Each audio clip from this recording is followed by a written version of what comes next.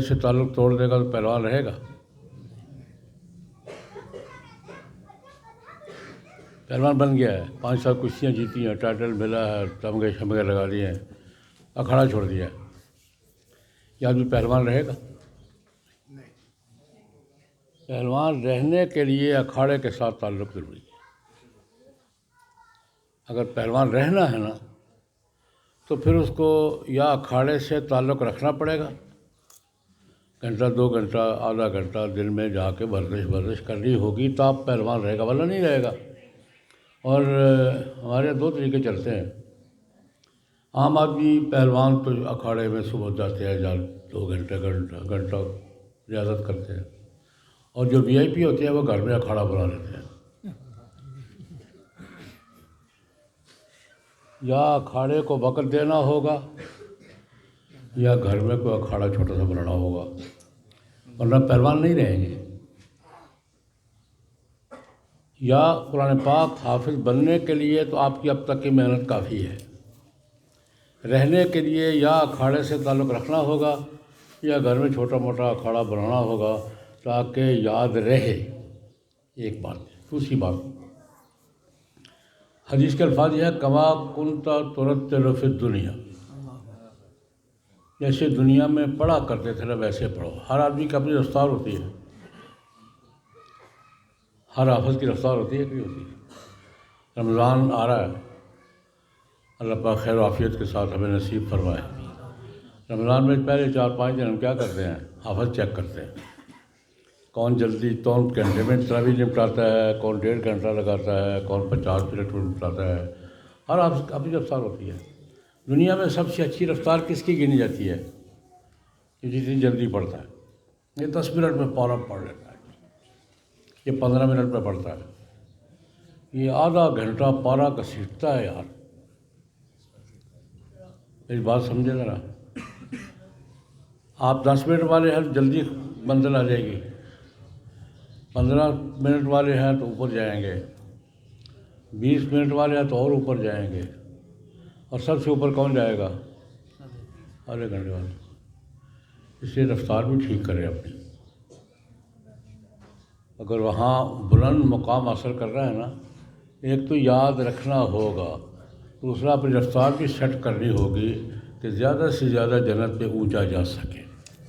یہ تو میں آپ سے کروں، 2 باتیں میں نے عرض کی ہیں، ایک یاد رکھنے کی صورت نکالیں کہ یاد رہے، اور دوسرا رفتار ٹھیک کریں تاکہ وہاں اچھی رفتار سے پڑھ سکے اور زیادہ اونچا مقام حاصل ہو جائے۔ یہ بات میں نے آپ سے عرض کی ہے۔ اور اس کے بعد یہ عرض کرنا چاہوں گا کہ یاد رکھنے کے لیے 2 باتیں میں نے عرض کی ہیں۔ یا تو کسی ضروری نہیں کہ آپ مدرسے میں بیٹھے رہیں، اپنا کام کریں، ملازمت کریں، کاروبار کریں، جو مرضی کریں، لیکن قریب کے کسی مسجد سے مدرسے سے اتنا تعلق ضرور رکھیں کہ چاہ کے پارا پڑھ لیا، سن لیا، یا گھر میں اہتمام کر رہے ہیں۔ لیکن پارا پڑھنا سننا آپ کا معمول رہے گا تو آپ کو یاد رہے گا، ورنہ یاد نہیں رہے گا۔ اس کے بعد قرآن پاک کے ترجمہ اور تفسیر کی کلاس کا آخری سبق پڑھا گیا ہے، تلاوت کی گئی ہے۔ آخری 3 صورتیں ہیں قرآن پاک کی، یہ معوذات کہلاتی ہے، پناہ دینے والی صورتیں۔ یہ تینوں صورتیں قل هو اللہ احد، قل اعوذ برب الفلق، قل اعوذ برب الناس، معوذات کہلاتی ہیں، پناہ دینے والی صورتیں۔ دیکھیے قرآن پاک کا آغاز کہاں سے ہوتا ہے؟ اعوذ باللہ سے، اور اختتام کس سے ہو رہا ہے؟ اعوذ برب اللہ۔ اعوذ سے شروع ہوتا ہے، اعوذ میں مکمل ہوتا ہے۔ اللہ پاک نے بڑا لطیف اشارہ کیا ہے۔ اللہ پاک کہتے ہیں تمہارا مقابلہ کس سے ہے؟ شیطان۔ شیطان نظر آتا ہے، کام کرتا دکھائی دیتا ہے، کیسے بچو گے؟ اللہ کہتے ہیں میرے ڈیرے پر آؤ گے تو بچو گے، میرے شیلٹر میں رہو گے تو بچو گے، خود نہیں بچ سکتے۔ مجھے پتہ ہی نہیں کہاں بیٹھا ہوا ہے، کیا کر رہا ہے، کیسے کر رہا ہے۔ شیطان ہے یا نہیں ہے؟ کام بھی کر رہا ہے کہ نہیں کر رہا؟ ہمیں نہ نظر آتا ہے نہ کام کرتا دکھائی دیتا ہے۔ جو دشمن نظر نہ آتا ہو، جو دشمن کام کرتا دکھائی نہ دیتا ہو، اس سے بچنے کے لیے ہماری اپنی طاقت کافی ہے؟ اللہ کہتے نہیں، میری پناہ میں رہو گے تو بچو گے ورنہ نہیں بچو گے۔ اس کی چھوٹی سی مثال دیا کرتا ہوں۔ دیہاتی ماحول میں ہمارے ڈیرے ہوتے ہیں، اگر کسی آدمی کو کوئی چودھری تنگ کر رہا ہے تو بچنے کے لیے کیا کرتا ہے؟ اس سے بڑے چودھری کے ڈیرے میں جا کے بیٹھ جاتا ہے۔ ہوتا ہے نہیں ہوتا؟ کسی تکڑے چودھری کے ڈیرے پہ جا کے بیٹھ جائے، پھر کوئی چھیڑے گا؟ اللہ کہتے ہیں میرے ڈیرے پہ بیٹھو گے تو شیطان سے بچو گے ورنہ نہیں۔ اس طرح ایک عام چودھری کے شر سے بچنے کے لیے بڑے چودھری کے ڈیرے پہ جا کے بیٹھ جاتے ہیں، بیٹھنا ہی کافی ہوتا ہے، وہاں کچھ کرنا ضروری نہیں ہے۔ آپ کسی بڑے چودھری کے ڈیرے پہ بیٹھ گئے ہیں تو چھوٹے چودھریوں سے آپ خود بہت بچ جائے گی، کچھ اور نہیں کرنا، آپ بیٹھنا ہی ہے۔ اللہ کہتے ہیں میرے ڈیرے پہ بیٹھو گے تو شیطان کے حملوں سے بچو گے ورنہ خود نہیں بچ سکتے، تمہاری بس کی بات نہیں ہے۔ اس لیے اعوذ سے بسم اللہ، اعوذ بہتر ہوں۔ اور یہ آخری صورتیں جو ہیں نا، ان کے بارے میں ایک تو میں جناب نبی کریم صلی اللہ علیہ وسلم کا معمول مبارک نقل کرنا چاہوں گا۔ ام المومنین حضرت عائشہ رضی اللہ تعالیٰ عنہ فرماتی ہیں کہ رسول اللہ صلی اللہ علیہ وسلم کا معمول تھا کہ رات کو جب سونے کا نیند کا ارادہ فرماتے تھے تو بستر پر لیٹنے کے بعد یہ تین صورتیں پڑھتے تھے۔ اپنے ہاتھوں پر پھونکتے تھے، اپنے جسم پر برکت کے لیے اور پناہ کے تحفظ کے لیے پھیرتے تھے۔ رسول اللہ صلی اللہ علیہ وسلم کون؟ یہ تین صورتیں پڑھتے تھے، اپنے ہاتھوں پر پھونکتے تھے اور اپنے جسم پہ پھیرتے تھے۔ کس کے لیے؟ برکت کے لیے، تحفظ کے لیے، شیطان کے حملے سے بچنے کے لیے حضور یہ کرتے تھے۔ ام المومنین فرماتی ہے کہ آخری ایام میں جب کمزوری زیادہ ہو گئی تو ہاتھ پھیرنا جسم پہ مشکل ہو گیا، بیماری میں ہوتا ہے، تو پھر میں پڑھتی تھی، رسول اللہ صلی اللہ علیہ وسلم کے ہاتھ پکڑ کے میں سورتیں 3 پڑھتی تھی، حضور کے ہاتھوں پہ پھونکتی تھی، حضور کے جسم پہ حضور کا ہاتھ جسم پہ پھیرتی تھی۔ یہ ایک تو یہ تعبد ہے، پناہ ہے، برکت ہے۔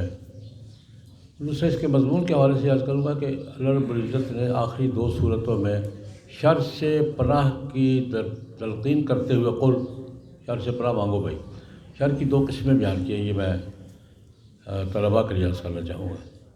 شر کی 2 قسمیں بیان کی ہیں، ایک ہے حصی شر، اس کا ذکر سورۃ الفلق میں ہے۔ بسم اللہ الرحمن الرحیم، قل اعوذ برب الفلق، وہ پڑھتے ہوئے رات جا رہی ہے، دن آ رہا ہے، تو یہ شر کے مواقع میں بڑا شر ہوتا ہے۔ قل اعوذ برب الفلق من شر ما خلق، اس میں ایک جملے میں ساری بات کہہ دی۔ اللہ پاک نے جو کچھ پیدا کیا ہے، جو کچھ پیدا کیا ہے، اس پہ جو بھی شر کا پہلو ہے سب سے پناہ مانگتا ہوں۔ کس کی پناہ؟ کس سے پناہ؟ ہر شر سے۔ کس کی پناہ؟ اللہ کی۔ من شر غاسق اذا وقب، اندھیرے کے شر سے جب وہ چھا جاتا ہے، تو شر کے امکانات روشنی میں زیادہ ہوتے ہیں یا اندھیرے میں؟ اندھیرے۔ اور ایک شر یہ کالا علم جادو بھی ہے، من شر النفاثات فی العقد، کیڑوں میں پھونک کر کسی پر وار کرنا، جادو کرنا، کالا علم کرنا۔ من شر النفاثات فی العقد، کیڑوں میں پھونکنے والیاں، کیونکہ عورتوں کا ذوق زیادہ ہوتا ہے، اس لیے نفاثات کا ہے کہ عورتیں یہ زیادہ کام کرتی ہیں۔ اور ایک شر ہوتا ہے حسد، نظر لگ جانا، حسد کرنا، یہ حصی شر ہے۔ یہ کون سے شر ہے؟ حصی شر ہے۔ اس صورت میں حصی شر کا ذکر کیا، اور آخری صورت میں ایک اور شر کا ذکر کیا، وہ حصی شر نہیں ہے، فکری شر ہے۔ عقیدے کا شر، فکر کا شر، نظریے کا شر، ایک ہی کا ذکر کیا اور 3 واسطے ذکر کیا۔ قل، کہہ دیجیے اعوذ، میں پناہ میں آتا ہوں، کس کی؟ رب الناس، جو لوگوں کو پالتا ہے۔ رب الناس، لوگوں کو کھلانے پلانے والا ہے۔ جب کھلاتا پلاتا وہ ہے تو بادشاہ بھی وہی ہے، پھر مالک الناس۔ کھلاتا پلاتا کون ہے؟ اللہ، تو بادشاہ وہی ہے۔ جب کھلاتا پلاتا بھی وہی ہے، بادشاہ بھی وہی ہے، تو عبادت کے لائق کون ہے؟ 3 مراحل ذکر کیے، کھلاتا پلاتا وہ ہے، حکومت بھی اسی کی ہے اور عبادت بھی اسی کی ہے۔ یہ 3 واسطے دے کر آپ پناہ مانگیے اللہ کی۔ کس سے؟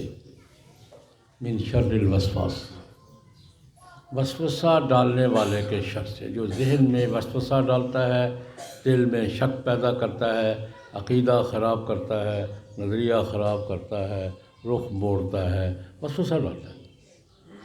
شیطان کو وسوسہ ڈالتا ہے نا، باقی سارے کام آدمی خود کر لیتا ہے، اور وسوسہ سامنے آ کر نہیں ڈالتا، الخناس چھپ کے باہر کرتا ہے۔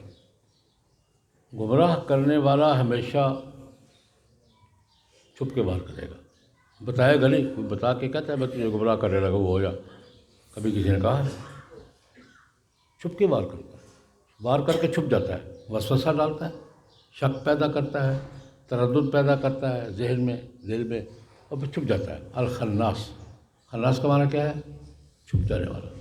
کرتا کیا ہے؟ کچھ بھی اور کچھ نہیں کرتا، یوسوس فی صدور الناس، کبھی عقیدے کے بارے میں شک پیدا کر دیا، کبھی اللہ کے حکم کے بارے میں شک پیدا کر دیا، کبھی قرآن پاک کے بارے میں شک پیدا کر دیا، کبھی قیامت کے بارے میں کر دیا۔ وسوسے ڈالتا ہے، سینے میں وسوسے ڈالتا ہے، شک پیدا کرتا ہے، اور باقی سارے کام پھر خود ہو جاتے ہیں۔ یہ ہے کون کن میں سے ہے؟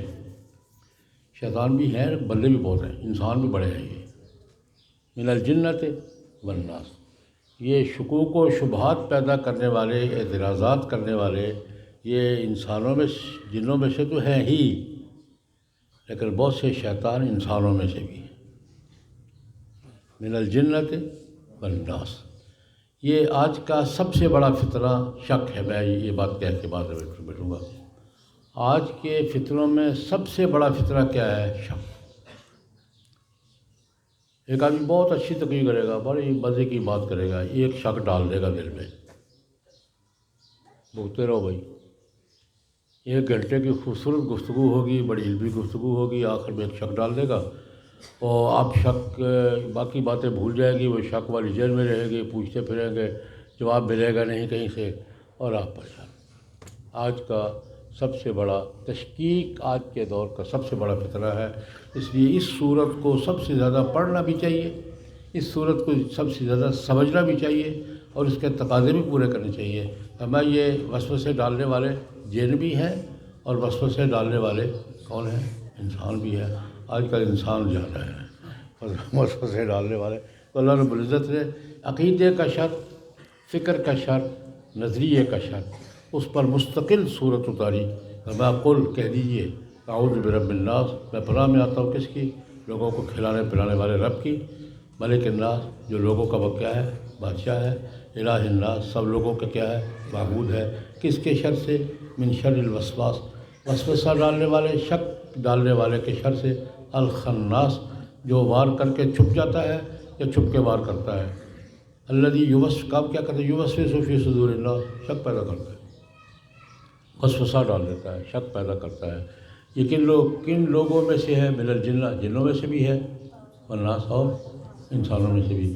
اللہ پاک ہم سب کو قرآن پاک کی برکات سے مالا مال فرمائیں، اور ہر قسم کے شر، وسوسہ، فتنہ، شک سے محفوظ فرمائیں۔ اللہم صلی علی وسلم۔